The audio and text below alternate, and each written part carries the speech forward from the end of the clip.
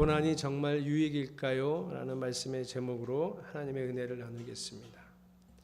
지금 우리 교회 성도들 중에는 코로나 확진으로 고생하고 있는 성도들이 꽤 여럿 있습니다. 이충은 집사님 가정이 셋 다 코로나 확진됐고, 그 중에 26개월 된 우리 현이는 열이 떨어지지 않아서 일주일 내내 여전히 계속 치유 중입니다. 또 부모가 답답했겠지요. 계속 열이 떨어지지 않으니까 뭐 다른 원인이 있나 해서 대면 치료 검사라도 좀 받고 싶어서 여기저기 연락을 취하고, 그게 되는 데가 없어서 결국은 이제 원주까지 가서 원주에서 한두 시간 기다렸다가 피검사 엑스레이 다 찍고 다른 원인은 없다 이렇게 이야기를 듣고 속은 좀 후련하다. 그리고 여전히 지금 격리 치료 중입니다. 최소영 집사님이 항상 몸이 좋지 않아서 백신을 한 번도 맞지 않았습니다. 이번에 걸려서 좀 걱정했는데 제가 걱정한 것보다는 좀 잘 견디고 이겨내고 있습니다. 금요일 날 7살 건우가 어린이집에서 또 감염이 돼서 확진이 됐고, 건우도 지금 40도 육박하는 고열로 고생하고 있습니다. 오늘 아침에 카톡이 왔는데 건우 엄마 박은혜 성도도 오늘 양성 판정을 받았습니다. 교회 곳곳에서 코로나로 인해서 지금 어려움을 당하고 있는 성도들이 있는데 여러분 함께 기도해 주시기 바랍니다. 이런 중에 제가 오늘 고난을 받아야 된다라는 주제로 설교를 하려고 합니다. 좀 마음이 무겁습니다.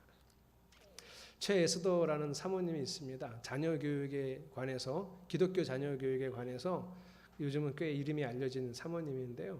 이 사모님이 그래서 어느 교회 이렇게 강사로 초청받아서 가서 자녀 교육 강의를 하는 거죠. 그러다가 전형적인 세상의 성공을 이룬, 자녀 교육의 성공을 이룬 어느 중년 엄마가 사모님한테 질문을 하는 거예요. 전형적인 세속적인 성공이 뭐죠? 애 열심히 공부시켜서 스카이대 간 거죠. 자, 그 엄마가 사모님한테 질문합니다. 사모님, 우리 아이는 제가 생각할 땐 다 이루어냈는데 한 가지 너무 아쉬운 건 우리 아이도 사모님 아이들처럼 믿음 생활 잘하고 교회 잘 다니면 좋겠는데 우리 아이는 아직 그거를 안 하고 있는데 어떻게 하면 우리 아이에게도 믿음을 주고 교회 잘 다닐 수 있게 할 수 있을까요? 하고 사모님께 질문을 한 거예요. 사모님이 그 질문을 듣고 사모님이 그걸 어떻게 알아요? 근데 한 가지 분명한 게 있다고 가르쳐 준 게 뭐냐면, 사람이 흔히 잘 나간다고 할 때는 하나님을 찾지 않는다. 그래서 하나님이 때로는 그렇게 인간적으로 잘 나가는 사람들한테 인생 채찍, 사람 막대기를 보내셔서 고난을 통해 돌아오게 하시기도 한다.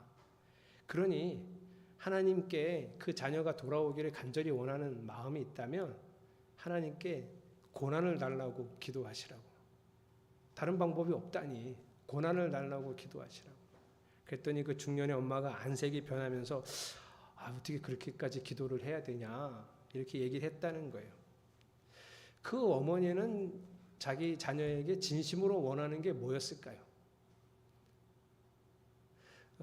부모가 자식을 앞에 두고 하나님 앞에서 내가 정말 자식에게 원하는 게 뭔지 솔직해져야 합니다. 지금까지는 세상의 성공이 가장 중요하다고 여태까지 계속 가르쳐 놓고 이제 와서 그 세상의 성공을 손에 잡자 인생의 저 변두리에 밀어두었던 그 신앙이라는 거, 인생의 저 끝에 밀어두었던 그 믿음이라는 거를 이제 그것도 잡고 싶어서 어떻게 해보고 싶은 거죠. 여태까지는 다 그렇게 가르쳐 놓고. 아주 안타까운 모습입니다. 그 엄마가 그랬죠. 어떻게 내 자녀에게 하나님 고난을 달라고 기도하냐고. 저도 여러분에게 오늘 설교하면서 성도들이 하나님, 때로는 저에게 주시는 고난이 저에게 유익입니다, 이렇게 기도하라고 가르치는 설교를 할 텐데 마음이 좀 무겁습니다.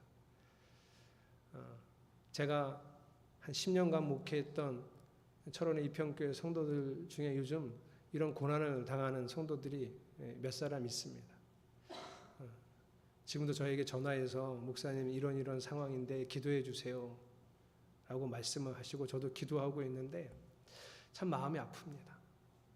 지난번에는 아주 급히 너무 급한 것 같아. 너무 매일 꿈에 나와서 한 분이 밤마다 꿈에 나와서 저를 붙들고 울어요.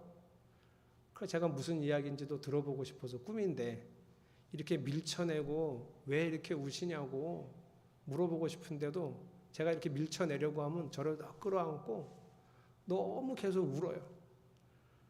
며칠을 계속 그렇게 꿈에 나오고 울어서 안 되겠다 싶어서 제가 그냥 철원을 갔습니다. 그래서 이야기를 듣고 무슨 일이 있었는지 이야기를 듣고 힘을 내시라.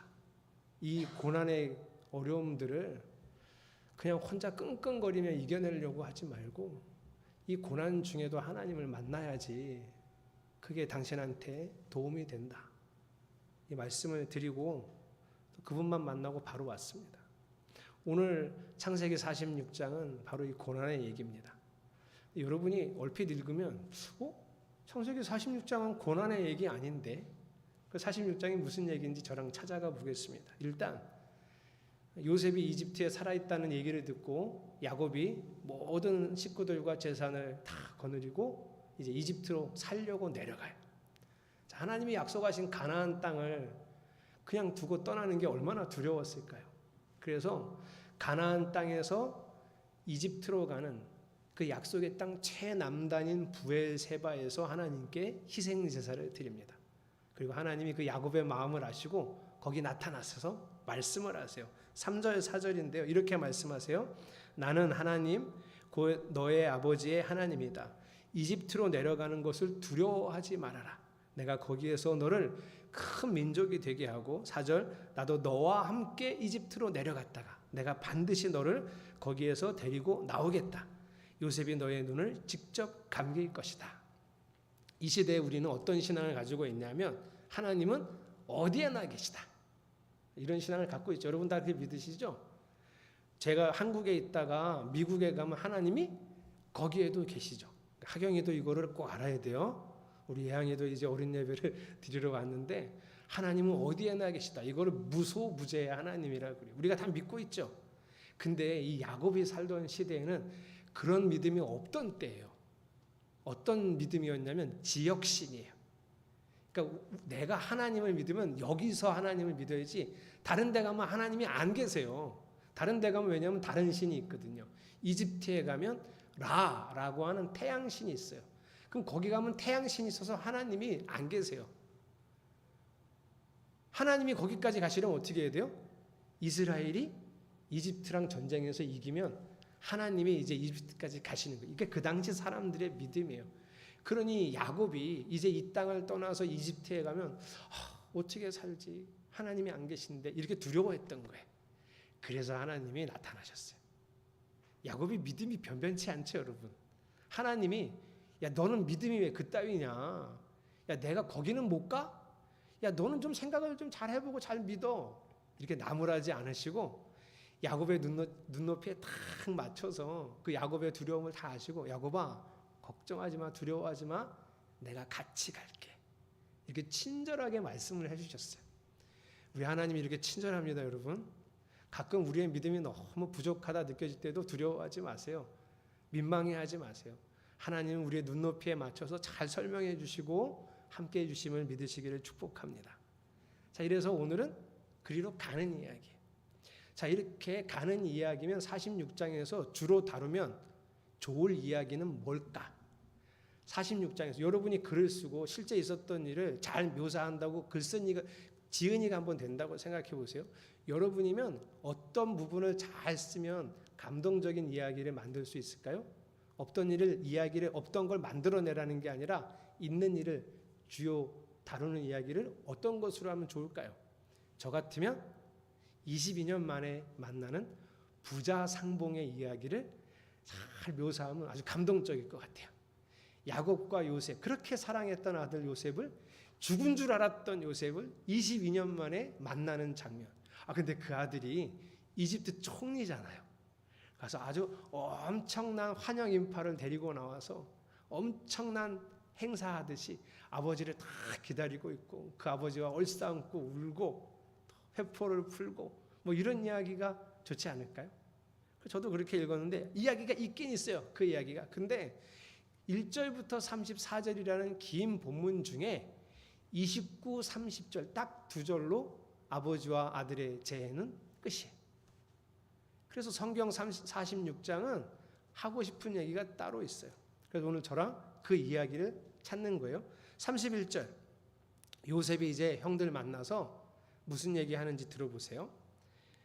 제가 이제 돌아가서 바로한테 간다는 소리예요. 바로에게, 왕에게 이렇게 말씀드리겠습니다 하고 내용을 얘기해요. 가나안 땅에 살던 저희 형제들과 아버지의 집안이 저를 만나보려고 왔습니다. 여기까지는 보고하는 게 당연하죠. 근데 32절이 제가 볼 때는 투머치 인포메이션이에요. 그들은 본래부터 목자이고 집짐승을 기르는 사람들인데 그들이 가지고 있는 양과 소와 모든 재산을 챙겨서 이리로 왔습니다 라고 말씀을 해놓겠대요. 굳이 뭐 그것까지? 그렇게 얘기하지 않아도 바로가 워낙 요셉을 의지하고 있기 때문에 알아서 하시오 할 텐데 뭘 그렇게까지 자세하게 직업 얘기를 할까? 굳이 하지 않아도 될 얘기 같은데요. 자, 그래서 바로가 형님들을 한번 만나보자고 와서 부르거든. 가서 형님들 바로를 만나면 바로가 33절에 이렇게 또 물어볼 거래요. 그대들의 생업이 무엇이오? 라고 물어볼 거래요. 그러면 그때 형님들 이렇게 대답하세요 라고 알려주는 게 34절이에요. 이건 같이 읽어보겠습니다. 시작. 종들은 어렸을 때부터 줄곧 집짐승을 길러온 사람들입니다. 우리와 우리 조상이 다 그러합니다 하고 대답하셔야 합니다. 그래야 형님들이 고센 땅에 정착하실 수 있습니다. 이집트 사람은 목자라고 하면 생각할 것도 없이 꺼리기 때문에 가까이 하지 않습니다. 좀 이상한 건 이집트 사람들은 짐승을 기른다. 그럼 어떻게 생각한다고요? 아이씨, 직업이 그게 뭐야? 에이씨, 상종할 사람들이 안 되네. 이렇게 생각한대요, 이집트 사람들은. 바로도 그렇게 생각할 거고 이집트 사람들도 그렇게 생각할 거래요. 그런데 그 얘기를 왜 굳이 하냐고요? 들으면 아이씨, 뭐야 이 사람들은. 이럴 얘기를 왜 굳이 해요? 일단 그건 나중에 알더라도 처음엔 얘기 안 하는 게 기본 상식이잖아요. 근데 굳이 그 얘기를 꼭 하래요. 이집트 사람들이 꺼려 할 거니까 반드시 그 얘기를 하래요. 목적이 뭘까요? 여기 나와 있어요. 그래야 고센 땅을 갖는다는 거예요. 아니 도대체 고센 땅이 무슨 땅이길래 요셉은 그 땅을 얻고 싶어서 굳이 하지 않아도 될 직업 얘기도 하고 이집트 사람들이 아우 이게 뭐야 이런 꺼리는 얘기를 사실을 밝히는 걸까? 고센 땅을 지도로 보겠습니다. 고센 땅 어디 있죠? 이게 전체 화면이니까 좀 작아 보이네요. 이 표시할 수 있나요 혹시? 고센 땅은 저기 써 있어요. 고센 땅하고 어디를 좀 여러분이 눈여겨 보시면 좋냐면 원래 가나안 땅. 자, 고센 땅은 일단 이런 곳입니다. 나일강이요. 지금 저 빨간 데가 고센 땅인데 나일강이 저 아래에서부터 저 지중해 쪽으로 흘러요. 자, 큰 강이 흐르다가 지류가 여러 개 생겨요. 그죠? 물줄기가 여러 개 있죠, 저쪽에. 그지? 그러면 저 물줄기에 어떤 일이 벌어지냐면 1년에 한 번 홍수가 나면은요. 엄청난 부유물들을 그 강물이 끌고 와서 저 하구에다가 다 쏟아가 부어요. 그래서 우리가 중학교 때 뭐 이런 거 배우는 것 같은데 삼각주 이런 거 우리나라 삼각주가 어디죠? 김해평야, 김포평야. 강물이 다 끌고 와서 1년에 한 번 다 뒤집어 엎어놓으면 거기 썩고 유기물들이 많이 생겨서 곡식이 잘 자라는 삼각주예요. 그러니까 고센 땅은 첫째 곡식이 잘 자라는 풍요로운 땅이에요. 욕심나죠? 욕심나요. 게다가 고센 땅은 어디서 가깝죠? 이집트 땅 중에 가나안 땅에 제일 가까워요. 나중에 하나님이 이스라엘 사람들을 끌고 다시 가나안 땅으로 가고자 할 때 제일 가까워. 탈출하기가 제일 쉬운 곳이. 그리고 아까 뭐라 그랬어요? 이집트 사람들은 짐승 기르는 사람들 꺼려한다 그랬죠. 그러니까 고센 땅은 이집트 땅 중에 가장 변방이기도 하고요. 저기에 정착하면 이집트 사람들과 거래가 거의 없어요. 일단 이 직업 때문에 꺼려하고 땅도 외곽 땅이니까 거기까지 잘 안 와요. 그래서 이집트 문명의 영향을 가장 적게 받을 것이. 하나님이 왜 이 땅에 이스라엘을 정착시키려 했는지 이해가 되실 거예요. 그죠? 일단 곡식도 좋고 짐승 기르기도 좋고 이집트 문명의 영향을 덜 받고 나중에 가나안 땅으로 돌아갈 때 제일 가깝고 그래서 고센 땅이 좋습니다. 그래서 제가 신학교 다닐 때도 그렇고 제가 주석 보면서 공부할 때도 보면 하나님이 이스라엘 사람들을 왜 굳이 가나안 땅에서 저 이집트 땅까지 데리고 가셨나? 하나님이 이집트 별로 안 좋아하시거든요. 근데 그 좋아하지도 않는 땅에 왜 굳이 자기 백성을 데리고 가셨는가 할 때 이유로 이 고센 땅을 가지고 무슨 얘기를 하냐면 얼마 안 되는 사람들을 데리고 가서 200만 명이 넘는 인구로 뿔리기에는 저 땅이 풍요롭고 좋은 땅이다. 이 원인을 들어요. 저도 그렇게 뭐 주석에 그렇게 적혀 있고 신학교 다닐 때도 그런 얘기를 많이 들었으니까 저도 그렇게 받아들이고 있었는데 이번에 다시 성경 보면서는 이런 질문이 들었어요. 그러면 하나님은 척박한 가나안 땅에서는 200만 명의 인구를 불릴 수 없는 분인가? 하나님이 왜 그걸 못하죠? 하나님은 가나안 땅에서는 풍요로운 곡식이 나게 못하시나? 가나안 땅에서는 집짐승 기르면 집짐승이 죽나? 하나님이 집짐승 많이 되게 못하시나? 이런 생각을 해봤더니 그건 아니거든요. 저기가 풍요로운 땅이라서 넓고 좋은 땅이라서 인구 200만으로 늘리겠다고 저기로 데려가신 거 아니라는 생각이 들었어요. 그러면 제 생각의 끝에 그럼 왜 굳이 이집트 땅으로 데리고 가셨을까? 그리고 제 결론은 고난과 시련을 겪게 하시려고요. 처음에는 가서 요셉 덕분에 풍요로운 생활을 했을 겁니다. 근데 조금만 지나면 왕조가 바뀌고 이스라엘 사람들은 이집트의 노예가 되죠. 세상에서 가장 막강한 나라의 백성이었다가 세상에서 가장 막강한 권력의 종이 되는 거예요. 노예가 되는 거예요. 시련을 겪게 될 겁니다. 아까 그 최에스더 사모님이 강의할 때 그 중년의 어머니가 자기 자식 고난 받게 해달라고 기도하라 그랬더니 아주 그냥 얼굴이 표정이 바뀌었다 그랬잖아요. 맞아요. 어떤 부모도 그럴 거예요. 저도 제 자식들이 뭐 어려운 일 안 당하고 잘 컸으면 좋겠어요. 그런데 내가 우리 자식을 사랑하는 것보다 하나님의 백성을 더 사랑하시는 하나님이 굳이 거기까지 끌고 가서 고난을 겪게 하셨다면, 시련을 겪게 하셨다면, 여러분 하나님이 항상 옳으신 걸 믿으십니까? 하나님이 항상 선하신 걸 믿으십니까? 저도 믿거든요. 그래서 제가 이 본문 읽으면서 하나님이 선하신 하나님이 항상 옳으신 하나님이 자기의 사랑하는 자녀를 고난과 시련의 자리로 이끄셨다면 일부러 내가 우리 자녀들이 고난과 시련을 당하는 것에 대해서 두려워하지 말아야 되겠다는 마음을 갖게 됐어요. 이번에 좀 어려운 일 좀 겪으면 어때? 좀 시련을 좀 겪으면 어때? 그 일을 잘 겪으면서 성숙하고 성장하도록 내가 기도하는 아빠가 되어야 되겠다. 이런 생각을 했어요. 그리고 그 이야기를 여러분과 나누고 싶습니다.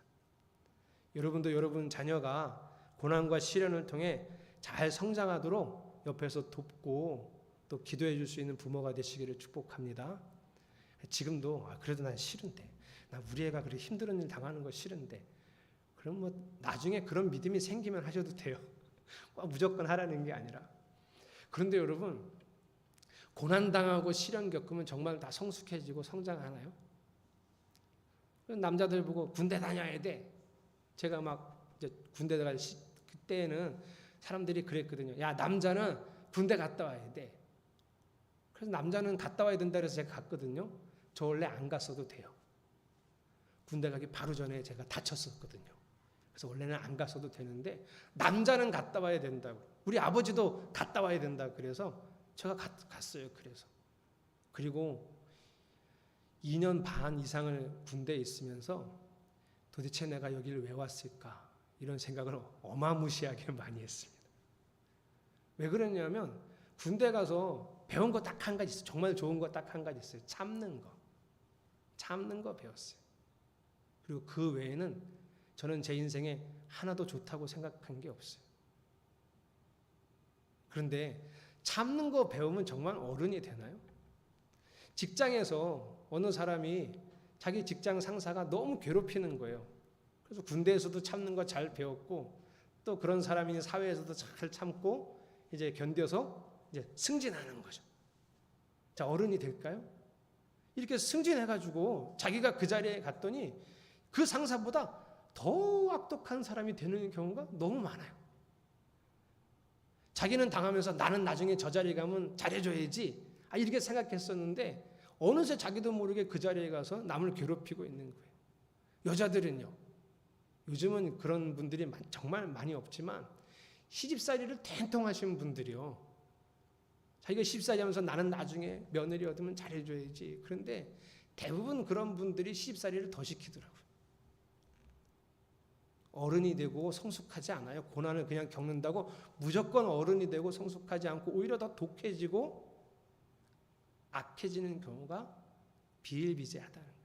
그래서 저는 오늘 여러분에게 하나님이 주시는 고난을, 하나님이 허락하신 시련을 우리가 겪을 때 반드시 해야 할 게 있다고 말씀드리고 싶어요. 제가 만나고 온 철원의 성도도, 지금 우리 성도들 중에 혹시 고난당하고 있는 성도가 있다면 이 말씀을 잘 들으시고 그냥 혼자 이걸 어떻게 해결해보고 이걸 어떻게 잘 견디고 넘어갈까 끙끙거리고 그 고난의 바다에서 허우적거리고 그 고난의 강물에서 첨벙첨벙 온 있는 힘을 쓰지 말고 그 고난 중에 하나님을 반드시 찾으셔야 돼요. 하나님과 함께 고난을 겪어야 성숙합니다. 진짜 성숙해. 하나님과 함께 그 시련을 통과해야 진짜 성장할 수 있어요. 이게 고난의 유익입니다. 오늘 설교 제목이 뭐죠? 고난이 정말 유익하냐고 제가 물어보는 거예요. 고난이 무조건 유익하지 않아요. 언제 유익해요? 하나님과 함께 이 고난을 통과해야 됩니다. 하나님을 붙들고 그 고난을 지나가야 돼요. 이스라엘 사람들도 고난 겪을 때 고난을 겪은 독해져 갖고 하나님 안 찾아요. 이 출애굽할 때 그 당시에 그랬어요. 하나님을 찾지 않아요. 부르짖지도 않아요. 근데 언제부터 부르짖기 시작했냐? 모세가 광야에서 부르심을 받고 그 이스라엘 백성을 찾아가서 하나님이 우리를 끌어내실 거다. 나를 믿고 하나님을 믿고 하나님이 약속하신 가나안 땅으로 가자. 이 얘기를 하고 하나님이 기적을 베푸시고 하나님이 은혜를 보여주시고 하나님의 사랑을 보여주셨을 때 그제서야 이들이 믿음을 일으키기 시작했어요. 근데 그것도 끝이 아니고요. 실제로 이들이 진짜 성숙해지고 성장해진 건 어디냐면 출애굽을 하고 나서 광야 40년이에요.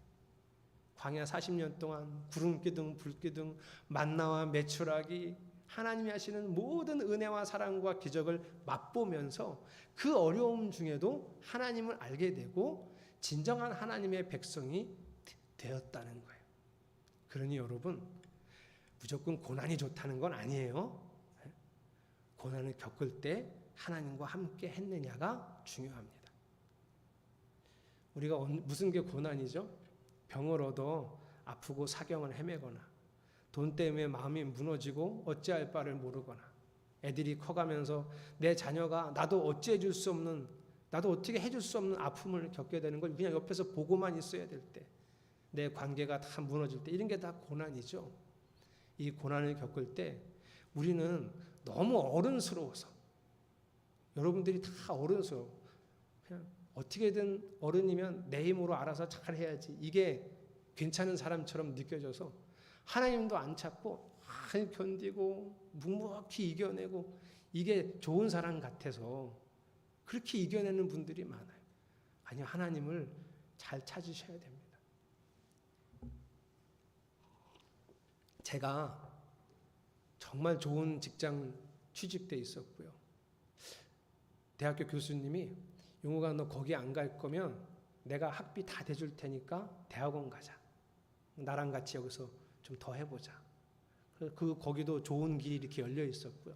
그게 다 좋은 길, 세상적으로 괜찮은 길이 쫙 열려 있었는데 제가 다 포기하고 신학대학원에 진학했습니다. 저는 그때 이런 기대가 제 마음에 있었어요.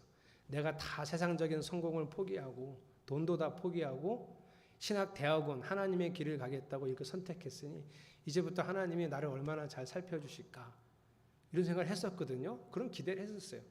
그런데 완전 180도 달랐어요. 하나님은 그때부터 저를 늘 고난의 길로 이끄셨어요. 신학대학원에 입학하자마자 폐결핵에 걸렸고요. 신학 대학원에 입학하자마자 가난뱅이가 됐어요. 잘 곳도 없어서 학교, 교회, 예배당에서 잤습니다. 월 3억을 돈이 없어서 하루 종일 굶은 적도 있고 하루에 한 끼 먹으면 잘 먹으면서 대학원을 다녔어요. 폐결핵에 걸렸죠. 그래도 다행히 약은 공짜로 주더라고요. 국가 전염병이라고. 그걸 먹으면서. 그래, 이 고비만 넘기고 하나님을 잘 붙들면 하나님이 또 나를 잘 이끌어 주시겠지. 저는 그 이후로 잘된 게 거의 없습니다. 왜 하나님은 나한테 이렇게 어려움을 주실까? 감리교 지금 이준열 전도사님이 이제 처음 전도 대학원을 갔는데 이렇게 대학원 3년 마치고 시험 봐서 전도사 생활, 진짜 풀타임 전도사 생활을 시작하면 3년 동안의 진급 과정을 거쳐야 되고 그 3년 동안의 진급 과정에는 시험도 매년 봐야 되고 논문도 매년 써야 되고 그 다음에 자격 심사라는 것도 매년 받아요. 대부분 목사님들이 아 그래? 아이고 잘했네. 1년 동안 수고했어. 하고 이렇게 1년씩 진급을 금방금방 시켜줘요. 잘 시켜줘요. 저는 어느 한 해도 자연스럽게 진급된 적이 없습니다. 그냥 목사님들의 어떤 다툼 속에 제가 껴있어서 저는 아무것도 안 했는데 저는 3년 내내 진급을 잘 못했어요. 원래 오늘까지 진급해야 되는 거면 저를 괴롭히다가 오늘도 안 해주고 사람 마음을 다 끓게 해놓고 내일이나 모레 진급시켜줬어요. 단 한 해도 순조롭게 된 적이 없어요. 그래서 저는 왜 나한테 이런 어려움들이 유독 나한테만 저렇게 많이 생길까? 목회를 하면 하나님이 되게 잘해 주실 줄 알았는데 내가 다 포기했으니까. 근데 왜 이렇게 어렵게 하실까? 춘천에 와서도 내가 솔직히 저렇게 괜찮은 사이즈 있는 교회를 두고 하나님이 가라 그래서 미자리 교회 왔으면 용기가 가상하다 그러고 잘해 주실 줄 알았는데 점점 더 어려워지고 게다가 몸에 병이 생겨서 이제는 활동하기가 너무 어려운 지경이 됐어요. 제가 그렇게 좋아하던 운동은 지금 하나도 할 수가 없습니다. 왜 이렇게 하셨을까? 이 긴 세월을 지나오면서 제가 깨달은 게 있어요. 저는 본성적으로 태생적으로 제가 잘하는 것에 대해서 드러내고 나타내고 인정받기를 아주 좋아하는 사람이에요. 누군가한테 꼭 용욱이는 참 잘해. 이용욱 목사는 참 목회를 잘해. 이런 소리 듣고 싶어하고 이렇게 인정받고 싶어하는 사람이에요. 하나님이 그 수많은 세월 동안 그 고난과 시련을 통해서 그걸 다 부셔놓으셨어요. 내가 할 수 있는 게 아니라는 것부터 인정하게 하셨어요. 하나님의 사람을 세우고 한 영혼을 구원하는 건 네 영역이 아니라고 저에게 확실하게 말씀해 주셨어요. 근데 얼마나 고집이 센지, 얼마나 이 인간이 뻣뻣한지, 얼마나 교만한지 앵간히 눌러서는 얘는 되지도 않아요. 그래서 이 긴 세월 동안 제가 겪은 고난은 지금 저에게는 아주 유익합니다. 하나님의 사랑에.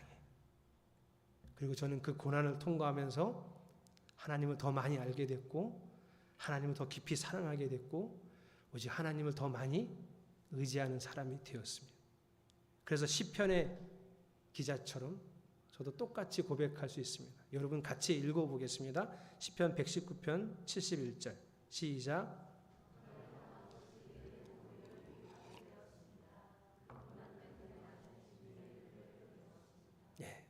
이 당시에는 주님의 율례를 배웠다고 고백할 수밖에 없고요. 구약이니까. 이게 신약시대 지금 제 시대면 전 이렇게 고백하겠어요. 고난을 당한 것이 내게는 오히려 유익하게 되었습니다. 그 고난 때문에 나는 주님을 알게 되었습니다. 사랑하는 성도 여러분, 혼자 힘쓰지 마세요. 혼자 잘 견디고 이겨내려고 하지 마시고 늘 그 아프고 힘든 손을 희망이 다 없어져 버린 듯한 그 허약한 손을 뻗어서 하나님을 붙드세요. 요즘 목사님 저는 요즘 별로 이렇게 어렵지 않은데요. 아니에요. 갑자기 어렵다고 그때 하나님을 붙드는 사람은 많지 않아요. 그러니 어려움이 없다고 생각된다면 이 일상 속에서 하나님의 손을 붙드는 연습을 늘 하세요. 그래야 진짜 고난이 와도 그 손을 덥석 붙들 수 있습니다. 오늘 여러분하고 부르려고 고른 찬양이 있어요. 아주 오래된 찬양인데요. 낮엔 해처럼 밤엔 달처럼. 이 찬양 가사에 이런 말이 있어요. 욕심도 없이 어두운 세상 비추어 온전히 남을 위해 살듯이 나의 일생에 꿈이 있다면 이 땅에 빛과 소금 되어 가난한 영혼 지친 영혼을 주님께 인도하고픈데, 제 마음이고 여러분 마음이죠. 근데 실제 어떤 줄 아세요? 이 사람이 이렇게 고백해요. 나의 욕심이 나의 못난 자아가 언제나 커다란 짐 되어 나를 짓눌러 마음을 공곡해 하니 주님이여 나를 도와주소서. 주님이 나를 도와주시는 방법이 고난이어도 여러분 기쁜 마음으로 그 고난의 길을 하나님과 함께 걸어가서 진짜 빛 되시기를 축복합니다. 세상에 하나님 사랑을 전할 수 있는 해 같은, 달 같은 빛 되시기를 주님의 이름으로 축복합니다.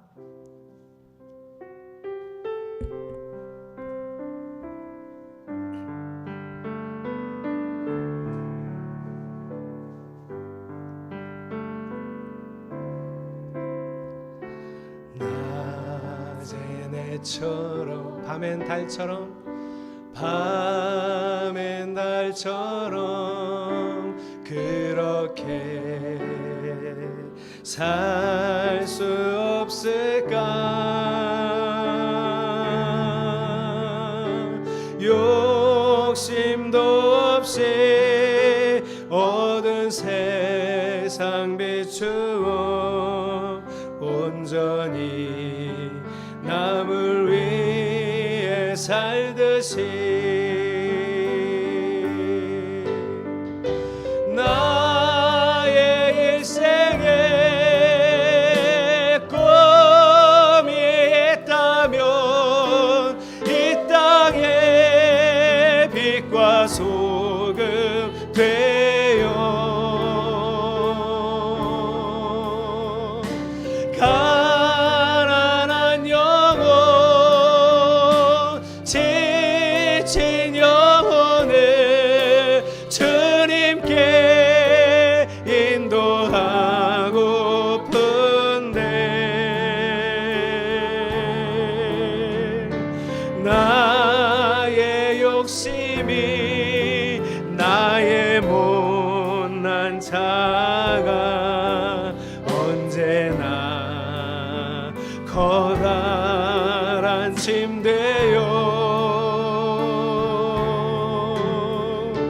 나를 짓눌러 나를 주님여 나를 도와주소서. 주님여 나를 도와주소서.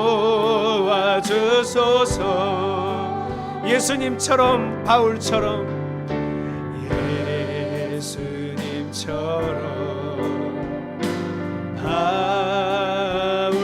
바울처럼 그렇게 살 수 없을까? 남을 위하여 당신들의 온몸을 온전히 버리셨던 것처럼 주의 사랑은 베푸는 사랑, 주의 사랑은 베푸는 사랑, 값없이 그저 주는 사랑. 그러나 나는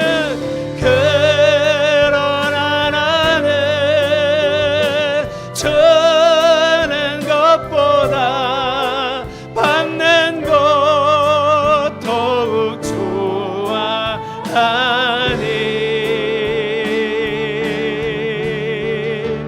나의 입술은 주님 닮은 하나, 내 마음은 아직도 취하여 받을 사랑만 계수하고 있으니 주님여 나를 도와주소. 주의 사랑은 베푸는 사랑, 주의 사랑은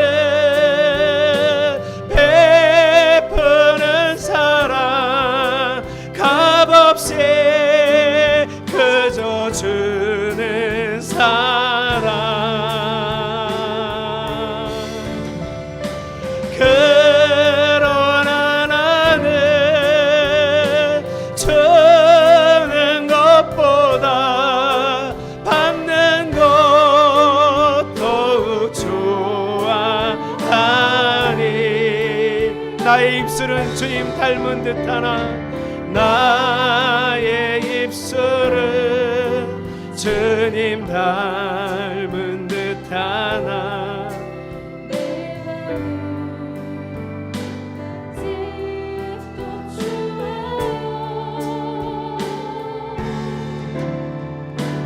받을 사랑만 계수하고 있으니 주님여 나를 도와주소서. 고난을 하나님과 함께 보낼 수 있기를, 미리미리 일상을 하나님과 보내면서 갑작스러운 고난이 와도 그렇게 하나님의 손을 붙들 수 있는 사람이 되기를, 그래서 고난을 지나고 독해지지 않고 강팍해지지 않고 더 크고 더 넓은 하나님의 백성이 되기를 오늘 이 시간에 그 마음 다하여 통성으로 한번 기도하겠습니다. 하나님, 우리 성도들이 지금 고난의 길을 걸어가고 있습니까? 하나님, 우리 성도들이 지금 어려움을 당하고 있습니다. 혼자 그 길을 걸어가지 말게 하소서. 하나님을 찾게 하시고 하나님을 붙들게 하소서. 하나님의 사랑과 은혜 가운데 다시 일어서게 하소서. 때로는 그 고난 앞에서 못난 자아를 보고 무너지게 하시고 그 자아를 부정하고 십자가에 나를 못 박고 주님을 따라가기를 소망합니다. 내가 죽고 다시 살아 예수 그리스도와 함께 살기를 소망합니다. 우리 성도들이 어떤 어려움을 당하더라도 주님과 함께 그 고난의 길을 걸어나와 아버지의 집에 항상 거하고자 하는 다윗의 마음, 다윗의 심정이 되게 하여 주시옵소서. 우리는 지금 코로나의 시기를 겪고 있지만 주여, 이것은 우리에게 아무것도 아닙니다. 우리는 이 길을 주님과 함께 걸어나오며 더 깊고 원숙한 신앙의 사람으로 서기 원합니다. 하나님의 온전한 하나님의 사람으로 자라가기 원합니다. 아름다운 교회를 세우시옵소서. 나를 죽고 나를 부정하고 나를 죽어서 온전히 내 안에 예수님만 사는 사람으로 이 고난의 길이 유익하게 하여 주시옵소서. 나의 일생에 꿈이 있다면, 나의 일생에 꿈이 있다면 이 땅에 빛과 소금 되어 가난한 영혼, 지친 영혼을, 가난한 영혼, 지친 영혼을 주님께 인도하고픈데 나의 욕심이, 나의 못난 자가, 나의 욕심이, 나의 못 언제나 커다란 짐되어, 언제나 커다란 짐되어 나를 짓눌러, 나를 짓눌러 마음을 주님여 나를 도와주소서. 주님여 나를 도와주소서.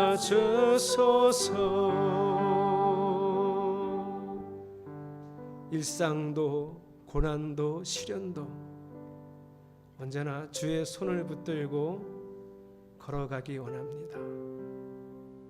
두려워하지 않고 위축되지 않고 우리를 사랑하시는 주님의 손을 붙들고 사망의 음침한 골짜기를 걸어 나오게 하여 주시옵소서. 예수님의 이름으로 기도드렸습니다. 아멘. 봉헌하겠습니다.